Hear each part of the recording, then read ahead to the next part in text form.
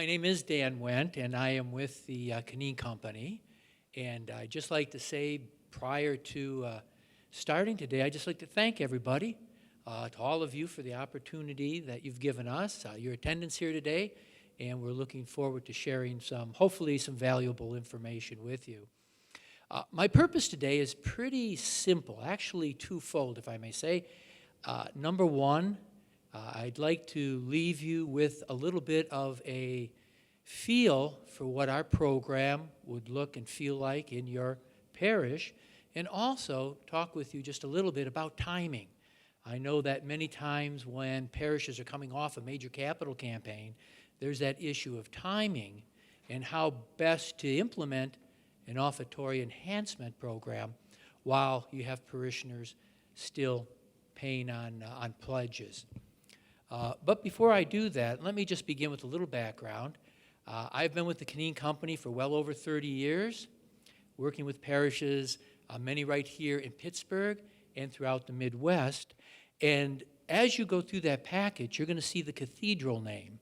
A couple of years ago, the Cathedral Corporation acquired the Cunneen Company, so we're now part of Cathedral, kind of like their offertory enhancement division. It's a nice marriage, if I can use that term, because Cathedral is a very large company that's been around for 100 years, and they offer things like offering envelopes, electronic giving, a lot of other products and services to the Catholic community. So anyhow, let me start and just talk with you a little bit about timing. And I know that all of you have recently completed the Church Alive program, and you have pledges outstanding, which your parishioners are paying. May I ask, is everybody more or less a year or so out from that?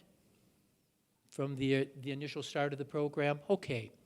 Because the reason that I ask is what we have found, kind of contrary to opinion, most people think that it's the most prudent thing to do is to wait for the end of the capital campaign to consider doing something else or doing an offertory program. And though that would make sense at first look, what we have found is that once you've established that pattern of redemption within a parish community, which usually takes a year to 18 months, you can implement a very successful offertory program even while people are finishing their commitments or their pledges. A case statement I'd like to share with you. I've been intimately involved for the past few years with the parishes in Cleveland. 3-4 years ago, Cleveland did exactly what you did here in Pittsburgh, and that was a diocesan-wide capital campaign. And for the past few years, once the parishes were about a year out, a lot of them were experiencing some decreases in offertory, and when we started working with the diocese and the parishes there to implement offertory enhancement program, the same one we're going to talk a little bit about today. And right now, with I think 42 parishes completed, our average increase is well above 20%. So it can be done if it's done in the proper fashion and if we make sure that our messaging is accurate, and there's no reason why you cannot do the same here in most situations. The program I'm going to talk to you about is our enhanced offertory program. There's some information in the packet, and if you look on the right-hand side, there's a time frame that basically outlines the process over the 8-9 week period. And you'll notice by looking at that the methodology we utilize is really a combined methodology. There's a combination of in-pew solicitation or presentation. There is a commitment weekend, and this is all supported by a series of highly personalized pastoral letters. So this combined methodology has proven to be very, very successful in maximizing the responses and on average attaining about a 20 to 25% increase in your actual weekly offertory. Now, prior to beginning something like this, we have to do a little homework. In order for us to help implement this program for you, it's important that we have some data. We need a parish roster, names and addresses of everybody in the parish community, along with an opportunity, some preparation time, to put together things like brochures, operational materials, personalized letters from Father that are going to go out to all the parishioners. So there's some editing, some customization. There's some work to be done prior to the actual implementation. And since there is the in-pew component, it's also going to be necessary to identify some lay presenters for those first 2 weekends in that 3-weekend process. And the reason we suggest lay presenters is simple. Father can do it, and I've actually had pastors who insisted on doing it, but it's not necessary. I think it's very effective when lay leadership works with Father, and then it's not just Father's appeal so much as this is our parish, this is our program, this is what we're asking all of you to join us in doing and making a sacrificial commitment to our specific parish. So we have, and I know all of you have a different number of masses on the weekend. If you have a manageable amount, maybe 2 or 3 masses, it's nice to have the same individual do each presentation in each of the masses one weekend, another volunteer the second. Some parishes that have 5, 6 masses, they may need to split that up and have a couple volunteers for each weekend so that it doesn't become too burdensome. But we will help script those individuals, prepare them for the actual presentations, and we use those 2 presentations to really introduce the program. That first week is an introductory.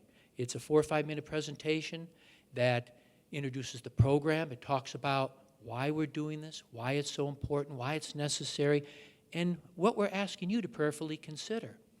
So that right from the beginning, people have an understanding that there's specific needs, and it's important that we share those needs with the people in the pews.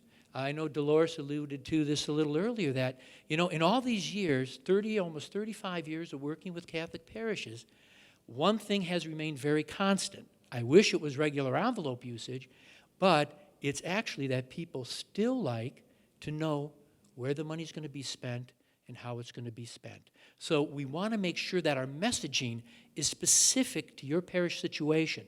So in the letters, in the brochures, in the talks from the pulpit, that all has to be consistent and convey that message to your parishioners.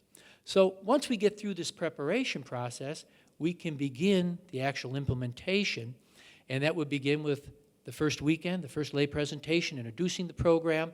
The second week would be another lay presentation that would build upon that messaging, talk a little more, too, about the methodology so that everybody knows the third week, Father's going to take the reins, and he's actually going to invite everybody to make a commitment at Mass. So the first 2 weekends are kind of preparatory. The second is actually the culmination of that process, and we will be asking or inviting all the folks in the pews to consider a response. And there'll be a little packet that will be handed out that week that has an envelope, or it's in an envelope, has a little commitment card and a pencil. Father can give them a little time to fill that out and then call the ushers forward. And that will all remain very private based upon, each individual in the pews. Prior to that, though, something else that's very important happens. You'll notice there's a little brochure in there. It's a little 4-page brochure. Looks kind of like a parish specific. Yes, that's it, Father, right there. That is mailed out to all members of the parish family prior to that commitment weekend. And you'll notice if you open it, it's got remarks from Father. There's a guideline to giving on the right-hand side, some questions and answers on the back. It's not a lengthy document. It's not a very wordy document, but it's very specific to your parish, and it's specific to what we're asking people to prayerfully consider. If you look at that guideline on the right in the center of the brochure, you're going to notice that there's a listing of if you're giving $5 or $10 or $20, and off to the right, there's a corresponding range of suggested increase. Well, the first time and if I may back up just a little bit, the first time they see that is going to be in the second weekend, because there's going to be a handout that really is a reproduction of that guideline to giving. So the second presenter that second weekend will be the first to discuss this with the folks at Mass. And then what happens is this goes out with a cover letter from Father after weekend number 2, prior to the third weekend, which is commitment weekend. That goes out to everyone with a cover letter from Father basically asking them to review that information in there and to remind them that this coming weekend I will be asking everybody at all the masses to join together as a parish and make a commitment to the success of our program. So it really does set the stage for that third weekend. We believe, too, it puts Father in a very comfortable position because everyone that comes to Mass that weekend is certainly going to not be surprised when Father starts to ask folks to complete their commitment. That usually takes another 5, 6, 7, 8 minutes on that Sunday. Once we're finished with that process and everybody has had an opportunity, the ushers collect those up, and a couple of very important things happen. Number one, we would obtain all those responses from you so that we can make sure that anybody that responded over that commitment weekend process is eliminated from any follow-up letters. They get a thank you letter from Father, and they're finished with the program. So we will handle most everything involved in the process as far as the production, all the materials, working or scripting the lay leadership, all the mailings, all the letters. We can handle and do all that for you, but there is going to be some initial assistance required in helping us get the data, and then also in making sure that as these responses come in, they're set aside so we can obtain those, so we can chart the progress for you, report back to you with great regularity as to how many people responded, what that response should look like, and make sure that they get a thank you letter. After the commitment process is over, there's going to be 2 additional follow-up letters that are sent out to individuals we have not heard from. So, for example, 2 weeks after commitment weekend, there'll be a letter that goes out to everybody that has not yet responded. It'll be divided into a couple different groups. We'll have letters to the regular givers, regular supporters. There'll also be letters to the non-supporters. And the reason we can do that is initially when we went through our preparation process, along with parish lists and other information that was important to help us implement the program, we actually reviewed your contribution histories for a year. And the reason we did that was to identify the parish into these 2 categories. Because we know people who give with regularity, that messaging has to be a little bit different than somebody who gives nothing or very little. And we can do that, we can tailor the communications that way and make sure they go to the right people, but we have to know who those folks are. And with the regular givers, we go one step further and we actually identify what that typical weekly offering is. Let's say somebody gives $5 a week and they're there 45 times a year. In our eyes, that would be a $5 a week giver. So we make notation of that, and when that letter goes out to that $5 a week giver, that letter is going to thank them for the regular support. It's never going to mention the $5, but this personalized letter from Father, he'll be thanking them for the regular support, and he will ask them to prayerfully consider an increase of maybe $8 or $10. That's the same basic information that they've been working with right from the beginning. It's the information on that guideline to giving. So the messaging, the request, everything is very simple. It is presented in an easy-to-understand fashion, and it's consistent throughout the entire program. And again, with that letter, that follow-up letter, people respond, they get a thank you, they're finished, and do not receive the final letter. And I'll bet you guess what happens with the final letter. It goes out to the folks that we have not heard from yet. And that final letter is another opportunity to respond. People respond to that, and the campaign, the program, basically kind of winds down and concludes at that point. And you'll probably see a residual effect for 3 or 4 weeks. That responses will come in even after the program is actually over. Any questions thus far on the methodology? It's, I know, pretty simple, pretty straightforward. You know, let me talk to you just a little bit about the guarantee. Now, we know that you're in a unique situation, and trust me when I say that you really are. The only other diocese that I'm aware of in the country was the Archdiocese of Cincinnati that actually covered the cost of the program we implemented there for 200 families, or 200 parishes, they picked up the entire cost for that. And it was extremely successful. But what you're doing here in Pittsburgh, refunding that back to you, again, is unusual. And it's certainly a valuable option, because you get to implement a program of your choice. And again, your investment is secure in that is refunded to you. But one of the things I would like to say is that we do have a guarantee, and if I were to work with a parish anywhere in the Midwest here, we would guarantee our program in this fashion. The guarantee is based upon performance of the program. And what simply happens is, every parish, when we go in and begin a process, we ask for average weekly giving, because that is kind of the base from which we can gauge the success of the appeal. So let's say a parish brings in $10,000 a week. That's an average weekly collection. Once people begin to respond, after that commitment weekend, you're going to see your offertory begin to climb. So you're going to see an increase. 4 weeks into the program, you're going to start to see a dramatic increase in your weekly revenue. And what we ask you to do is keep a running total each week for 14 weeks of the new money above that average figure. Let's just say, for example, that first weekend after commitment weekend, there's $12,000 in the offertory. Well, that's $2,000 to the plus category. The next week, maybe more folks respond. You're at $12,500. Well, that's $2,500 plus the previous week's too.